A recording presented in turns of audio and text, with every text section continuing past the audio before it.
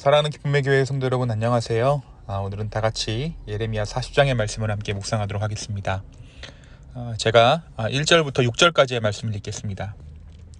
사령관 느부사라단이 예루살렘과 유다의 포로를 바벨론으로 옮기는 중에 예레미야도 잡혀 사슬로 결박되어 가다가 라마에서 풀려난 후에 말씀이 여호와께로부터 예레미야에게 임하니라. 사령관이 예레미야를 불러다가 이르되 너의 하나님 여호와께서 이곳에 이 재난을 선포하시더니 여호와께서 그가 말씀하신 대로 행하였으니 이는 너희가 여호와께 범죄하고 그의 목소리에 순종하지 아니하였으므로 이제 이루어졌도다. 이 일이 너희에게 임한 것이니라. 보라, 내가 오늘 내 손에 사슬을 풀어 너를 풀어주노니 만일 너가 나와 함께 바벨론으로 가는 것을 좋게 여기거든 가자, 내가 너를 선대하리라. 만일 나와 함께 바벨론으로 가는 것을 좋지 않게 여기거든 그만두라. 보라, 온 땅이 내 앞에 있나니 너가 좋게 여기는 대로 옳게 여기는 곳으로 갈지니라 하니라.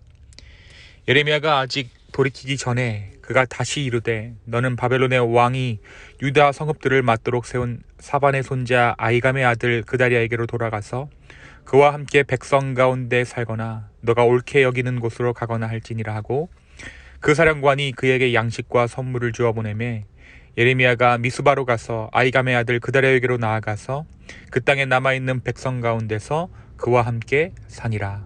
아멘. 우리가 금요일부터 묵상을 시작한 예레미야 39장에서 45장까지의 말씀은 예루살렘이 함락당할 때로부터 몇 년 동안 있었던 사건들과 예언에 대해서 기록하고 있습니다. 바벨론 군대가 예루살렘을 포위하고 있는 동안 예루살렘이 1년 6개월을 버텼지만 마침내 예루살렘이 함락되었습니다.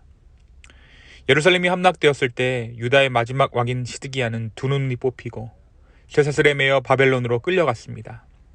그 전에 시드기야는 눈앞에서 자기 아들들과 신하들이 죽임당하는 것을 목도해야 했습니다. 그리고 그때 시위대에 갇혀있던 예레미야 선지자는 풀려나게 되죠. 바벨론 왕 느부갓네살은 군대 사령관 느부사라단에게 예레미야 선지자를 죽이지 말고 그가 요구하는 대로 해주라고 명령합니다. 오늘 본문 1절에서 6절은 이 예레미야 선지자가 석방된 사실에 대해서 증거하고 있습니다. 오늘 본문 1절에 가장 먼저 등장하는 구절은 원어적으로 보면 말씀이 여호와께로부터 예레미야에게 임하니라 입니다. 그리고 말씀이 임한 때가 라마에서 풀려난 직후임과 예레미야 선지자가 바벨론으로 끌려가고 있을 때였음을 설명해 주고 있습니다. 우리가 예레미야 1장의 시작이 어떻게 시작되었습니까? 하나님의 말씀이 예레미야에게 임했다라는 것으로 예레미야 말씀이 시작되었죠. 계속해서 하나님의 사명이 예레미야에게 끊임없이 이루어지고 있음을 오늘 이 말씀 구절, 말씀이 여호와께로부터 예레미야에게 임하니라 라는 구절을 통해 알 수 있습니다. 하나님께서는 예레미야가 어디에 있든지 어떠한 환경에 있든지 그에게 말씀하셨습니다. 그가 비록 갇혀 있었지만 그는 여전히 사명자였죠. 하나님의 말씀이 그에게 임하는 한 그의 사명은 사라지지 않았습니다. 그리고 그는 하나님의 사람으로서 하나님의 선지자로서의 사명을 감당하는 인생을 살았습니다. 그런데 이 이스라엘을 함락시킨 이른바 바벨론 정복군 느부사라단이 이 이스라엘이 망한 이유에 대해서 말해줍니다. 그가 유다가 왜 망할 수밖에 없었는지를 정확하게 지적하고 있죠. 무엇이라고 이야기합니까? 3절에 보니까 이는 너희가 여호와께 범죄하고 그의 목소리에 순종하지 아니하였으므로 라고 기록하고 있어요. 유다의 패망의 원인이 범죄와 불순종이라고 이 느부사라단이, 바벨론 사람 느부사라단이 말하고 있는 것입니다. 이는 이 느부사라단, 이 정복군이 유다 백성들보다 유다가 무너진 이유를 더 바르게 바라보는 눈을 가지고 있었음을 의미합니다. 이스라엘이 얼마나 타락하였다면 이 정복군이 이스라엘의 멸망의 이유를 더 정확하게 알고 있었을까요? 그는 우리가 강해서 또는 너희가 약해서 유다가 멸망한 것이 아니라 그들이 하나님께 순종하지 않았기에 멸망했다라고 정확하게 지적합니다. 이어 이 느부사라단은 예레미야 선지자에게 정치적인 망명을 권했습니다. 바벨론으로 가는 것이 좋게 보이면 자신이 뒤를 봐줄 터이니 함께 가고, 만약 따라가고 싶지 않으면 그냥 남아있어도 좋다라고 이야기합니다. 두 번이나 이렇게 권유하죠. 예레미야는 느부사르단 사령관의 제안에 바벨론으로 떠나지 않고 자기 백성들 곁에 남기로 결심했습니다. 사실 예레미야 선지자가 개인적인 생각만 했다라면 떠나는 것이 100번 낫습니다. 이제 유다는 망한 나라죠. 없는 나라입니다. 주권을 빼앗겨버린 국가예요. 그럼에도 불구하고 예레미야는 남아있는 사람들과 함께 살기로 결심했습니다. 사랑하는 성도 여러분, 오늘 말씀 이 예레미야 40장은 우리에게 무엇을 말해주고 있습니까? 먼저 우리는 말씀하시는 하나님과 그것을 듣는 예레미야, 이 둘의 관계를 통해서 하나님의 사명자의 인생이 어떠한 것인가에 대해서 생각해 보게 됩니다. 오늘 본문 가운데 예레미야가 감옥에서 풀려났을 때 그가 가장 먼저 경험한 일은 다른 것이 아니라 그에게 임한 하나님의 말씀을 듣는 일이었습니다. 하나님의 말씀이 그에게 임한 것은 하나님의 전적인 주권이요 은혜지만, 지속적으로 그에게 하나님의 말씀이 임했던 이유는 예레미야가 하나님의 말씀을 백성들 가운데 선포했기 때문입니다. 하나님께서는 그를 통로 삼아 하나님의 말씀이 유다 가운데 선포되도록 하셨습니다. 그래서 하나님은 끊임없이 예레미야를 통해 말씀하십니다.